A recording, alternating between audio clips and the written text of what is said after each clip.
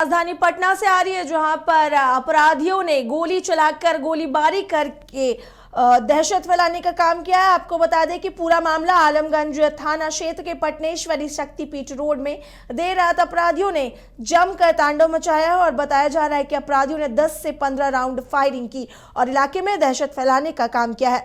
इस गोलीबारी में एक बुजुर्ग की मौत हुई है और 2 घायल बताए जा रहे हैं, जिन्हें पीएमसीएच रेफर किया गया है और प्रशासन पूरे मामले की छानबीन में फिलहाल जुटी हुई है।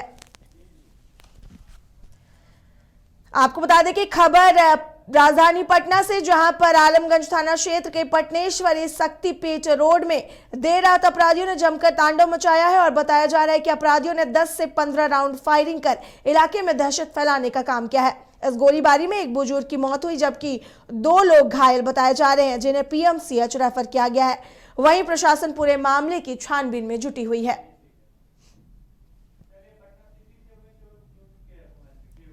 अधिक जानकारी के लिए हमारे सहयोगी उमेश जुड़ चुके हैं पटना से। उमेश, अपराधियों ने देर रात गोलीबारी की घटना को अंजाम दिया, इस पर क्या कुछ जानकारी है?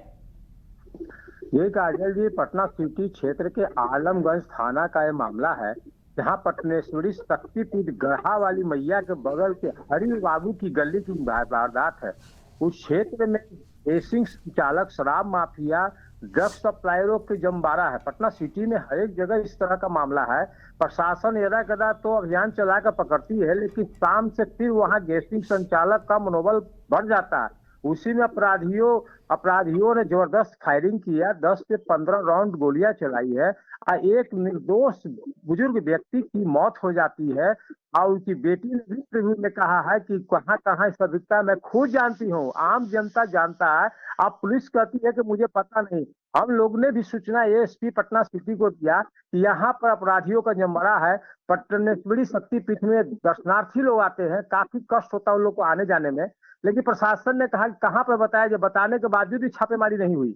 पटना सिटी में लगातार गैसिंग संचालकों के द्वारा गोली मारकर हत्या करना आम बात हो गया। पिछले भी महीने में गोली मारी, 10 दिन पहले भी गोली चली है, जिसके चलते हंगामा काफी हुआ था। शराब माफियाओं के द्वारा गोलीबारी की गई थी। तो इस तरह की वारदातें लगातार घटना घटित हो रही है पटना सिटी में। प्रशासन दावा करती है, लेकिन खोखला साबित होता है।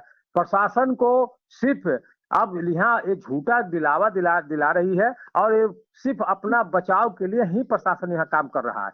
प्रशासन का यह माजरा है कि प्रशासन के लोग ही अवैध कमाई का वसूली कर रहे हैं और शरीफ लोगों को तंग कर रहे हैं। यहाँ तो ये सबसे बड़ी बात है। अधिकारी को भी फोन किया जाए तो वो फोन उठाने के काबिल है। स्थानीय लोगों में इस बात का आक्रोश है कि धड़ल्ले से तमाम जो गैसिंग संचालक, अपराधी, मनोवृत्ति के लोग घूम रहे हैं, नुक्कड़ चौराहे पर बैठ कर जमवाल, प्रशासन की गाड़ियां आती तक नहीं है, देखती भी नहीं है।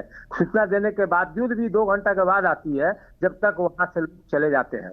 ये हालत उसी क्रम में कल रात में गोली चली है, वो शक्तिपीठ के बगल में। वहां काफी संख्या में दर्शनार्थी लोग आते जाते हैं, पूजा करते हैं और आम तरह गोलियां चली जा रही, खुले रूप से अपराधी गोली चला रहे हैं। एक निर्दोष की हत्या हो जाती है, 2 युवक घायल हो जाते हैं, दोनों की इलाज गंभीर स्थिति में चल रही है। तो प्रशासन फिर काफी देर के पास पहुंचने के बाद जांच में जुटी है।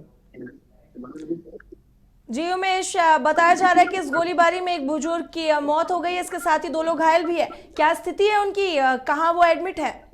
वो सरकारी अस्पताल में दोनों को भर्ती किया गया। बताया था कि दोनों भाई ही करीब के भाई है और दोनों को वही लगी है। वो लोग इलाजरत है, गंभीर स्थिति में भर्ती है। एक के हाथ में लगा है, एक पैर में लगा है, लेकिन अब वो है कि वो लोग की स्थिति अभी सुधार में है।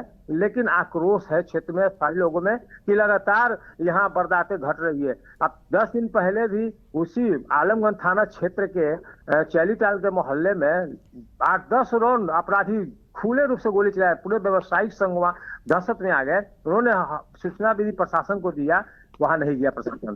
तो वहां सबसे बड़ा कि अपराधी का तो मनोबल इससे बड़ा कि प्रशासन कुछ करते नहीं, हम तो पैसा देते हैं। तो पैसा जब देते हैं, किसको देते हैं, तो बड़ी अधिकारी जांच करे। लगातार थाना में 3 खचकल्ला, आलमगंज एवं कुआं थाना में 3-3 अधिकारी लगातार बैठे, लगातार अपराध घटनाएं घट रही है, लेकिन इन लोग का तबादला तक नहीं क्यों किया गया। पता नहीं किस बात का खौफ है, किस बात का डर है, किसकी पैरवियां लगी हुई है इन लोगों पर विलंब। पटाखे की बात की जाए तो प्रशासन कल हुक्का दावा साबित करे, इतनी पटाखा पकड़ लिया गया, लेकिन खुले रूप से पटाखे दिख रहे हैं। सरकार के आदेश का भी पालन नहीं हो पा रहा है। ये साफ जाहिर होता है कि प्रशासन किस तरह या निधि को काम कर रही है, उससे कोई मतलब नहीं है। बड़ी अधिकारी का खौफ डर नहीं रह गया है।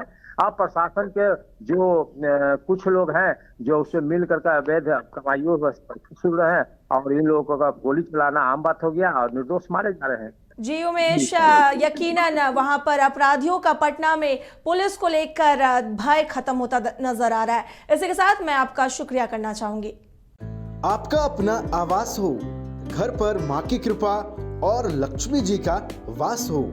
Jagannathpuram spacious mega township NH2 Pandukhi Barwada Dhanbad की ओर से आप सभी देशवासियों को दुर्गा शारदीय नवरात्र, दीपावली और लोक आस्था के महापर्व छठ की हार्दिक शुभकामनाएं। अधिक जानकारी के लिए संपर्क करें 9430161093 और 9234213055 पर।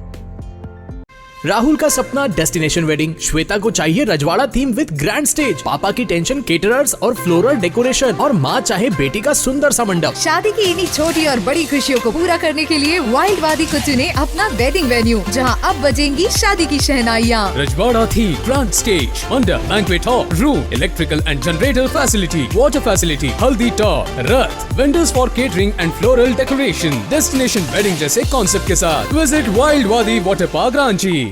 IIT जी नीट एस्पिरेंट्स के सपने को पंख देने आ गया है कंप्लीट सॉल्यूशन इंस्टीट्यूट। यहाँ है smart classroom, 1-to-1 doubt clearing session, ask the expert, video solution और भी बहुत कुछ। मतलब हम करेंगे आपको गाइड, बनेंगे आपके mentor. Foundation classes from class 6 onwards for your bright future. Visit